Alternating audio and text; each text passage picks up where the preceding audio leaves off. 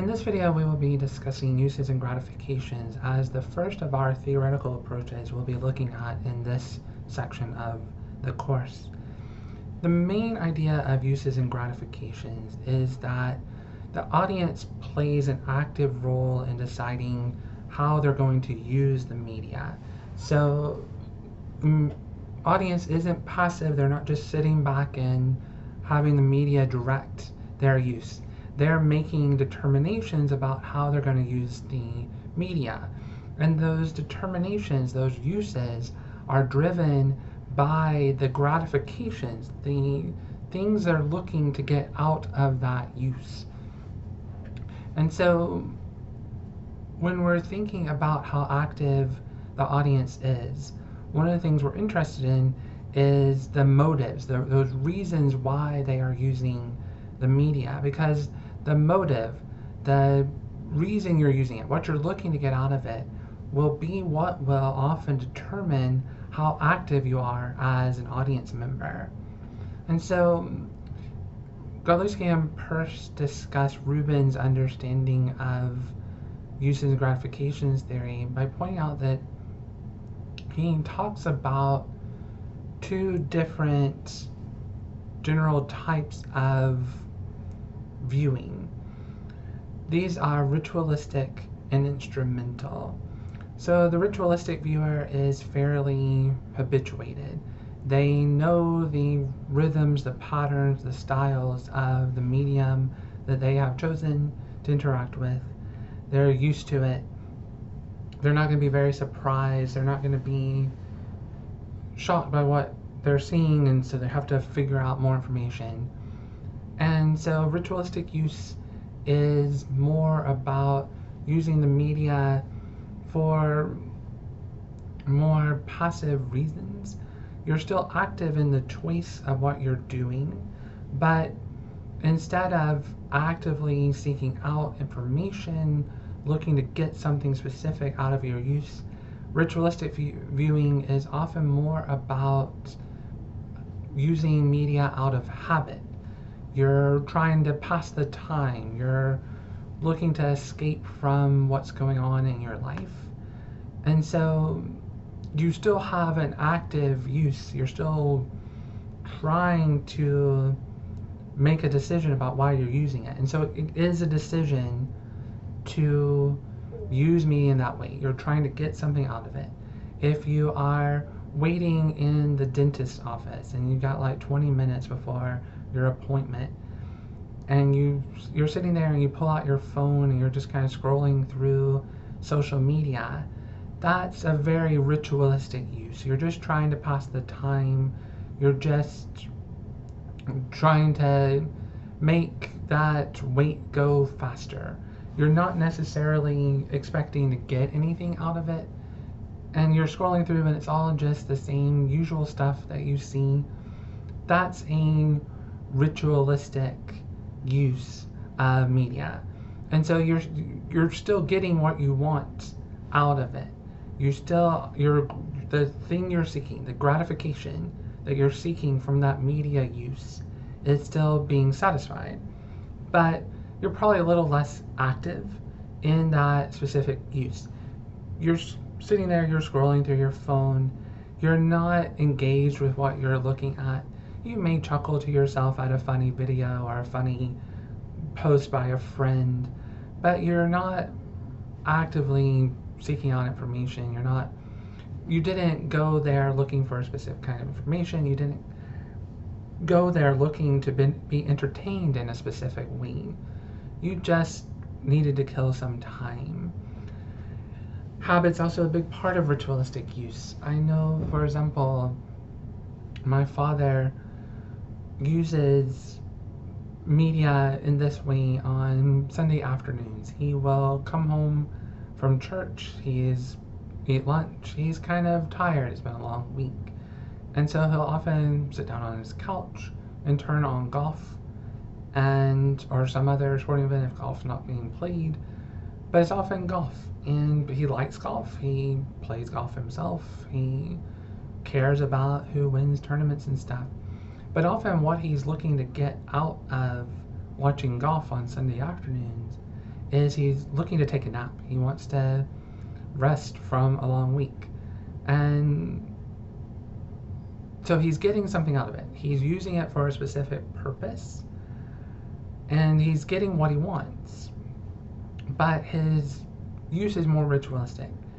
He probably could watch other things and probably still be able to take a nap, but he chooses golf every time because it fulfills the role that he's looking for. And so that's a ritualistic use. And so the choice is still active. Uses and gratifications says that our choices are always active. We're making decisions.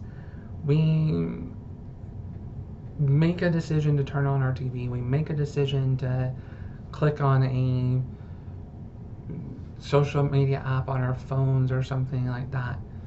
We are making those decisions actively, and we're looking to get something specific out of them. But ritualistic use is still a little more passive because you're not as engaged with media. And a lot of times, another important aspect of ritualistic use is that it is more focused on the medium than the content.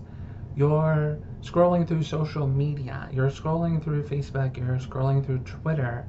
You're not going to look for a specific thing. You didn't get on social media because you want to find out some specific information. You just went on social media. And a lot of times people will watch TV. They aren't necessarily sitting down to watch anything specific. You'll watch Netflix, you'll watch cable TV, whatever it might be. But if you get on Netflix, if it's Saturday evening and you're kind of staying home and taking it easy, and you just say, I'm going to watch Netflix, and you get on there and you just click on something, usually something that Netflix has recommended to you because you watch it frequently. That's a ritualistic use. You're not going to Netflix for a specific reason. You're not going to look for specific information or specific program that you really care about seeing. You just have nothing else to do, and so let's watch Netflix. If you play a video game and you play the same one every night, and it gets to the point where you're just doing that because that's what you do every evening, not because you really care about this game still and you really want to play it, then it's becoming a ritualistic use. But again, remember that ritualistic use is still an active decision, but we want to think beyond just the decision to how we're actually engaging with the material. And so, contrasting with ritualistic use, ritualistic viewing, we also have instrumental use or instrumental viewing. And so instrumental is more selective and purposive in your exposure. And so if you get online because you're looking for more information about a recent news event, or you're looking to find out how people responded on social media to some big event, or even if it's not a big worldwide news story, but it's just, oh, I wonder how other A&M fans are responding to our victory in the most recent football game, and I want to be on social media. I want to talk to other fans about it and celebrate the Aggies winning a game. That is instrumental. You're going to social media because you want to find out particular information, you want to engage with people in a particular way, and so that is more selective. That's moving beyond just actively choosing to engage with the medium as a whole, but looking to get something specifically out of it. If you go to Netflix because you love watching Stranger Things and the new episodes have just come out and you actively want to watch that show, if you go to the movie theater, if you go online and reserve a seat a couple days ahead of time, and you're going to the movie theater to see some specific movie versus just like, oh, it's Friday night, I guess we'll go watch a movie. what do you want to watch? I don't know, I don't care. And you get there and you just look around and you're like, well, this one's about to start, so we'll watch this, I guess. Instrumental viewing is a little more selective. You're making plans, you're scheduling. It's a part of your life that you're making the decision that every time I'm going to watch this. And again, that can very easily go into ritualistic. I want to make it clear, it's not always divided. Something can start out instrumental. You can go on social media to find out about the latest Aki game, and you want to see what other fans are saying about it, and you engage with that, really instrumental in your engagement. And then after that, you just kind of start scrolling through your Twitter feed, because that's what you do when you're on social media. Now your use has moved from, you got what you were wanting. You wanted that engagement with the fans, and now you've moved over to ritualistic use, because now you're just like, oh, okay, that was fun. Well, it's 11 o'clock, I'll just scroll through this until I fall asleep. That's how it can change. And so you can sit down to watch something specific on Netflix. There's this new show that's come out that you care about, that you want to see, and so you sit down, you watch the show, you enjoy it, you're really engaged. And now you're like, okay, but now I'm getting kind of sleepy. I'll just watch another episode of Friends and fall asleep. Now your instrumental has moved to ritualistic. And likewise, ritualistic can move to instrumental. You can be sitting in your dentist office, just scrolling through social media as a way to kill time, and then as you're scrolling through, something pops up, some news that you hadn't seen, or your friend makes a post and you're now engaged in talking with them about what's going on. And now you're very selective, you're active, you're making decisions. And so using gratifications very broadly says that we all have needs, things that we're looking for, and we make decisions on our media use to satisfy those needs, to gratify our needs. And so media use is always inherently active.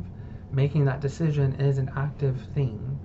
But within that, we can be ritualistic, we can be using media just out of habit, or we can be more purposeful and actively selecting the media that we want to consume.